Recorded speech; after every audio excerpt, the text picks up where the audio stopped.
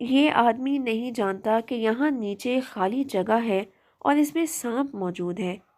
اسی طرح یہ عورت بھی نہیں جانتی کہ یہ آدمی ایک بڑے سے پتھر کے نیچے دبا ہوا ہے اور شدید زخمی ہے۔ اب یہ اور عورت سوچ رہی ہے کہ میں نیچے گر رہی ہوں اور کوئی جدوجہد نہیں کر سکتی اس سانپ کی وجہ سے۔ یہ تھوڑی کوشش کر کے مجھے اوپر کیوں نہیں کھینچ رہا؟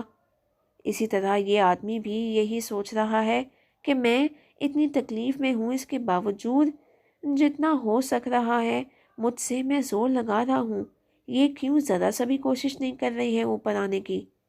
تو ہمیں اس تصویر سے یہ سبق ملتا ہے کہ ہم نہیں جانتے کون کس وقت کس پریشانی میں ہے، اور نہ ہی کوئی ہماری پریشانی سے واقف ہوتا ہے۔ یہی زندگی ہے اور یہ اسی طرح چلتی رہتی ہے۔